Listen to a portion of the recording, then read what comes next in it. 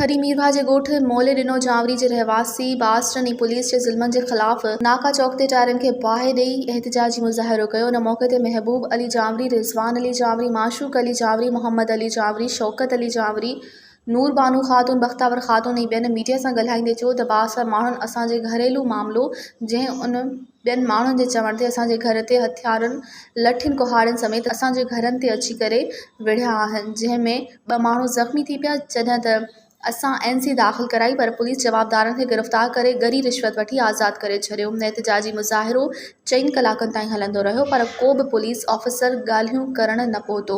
इन्हनि DIG Sukkur SSP Khairpur मीरस खां घुर कई आहे त असां ग़रीब मिस्कीन आहियूं, असां सां इंसाफ़ कयो वञे। मज़ीद ख़बरनि ऐं तफ़सीलात लाइ विज़िट कयो असांजी वेबसाइट www.awamiNewsHD.com ऐं ॾिसंदा रहो अवामी न्यूज़ HD।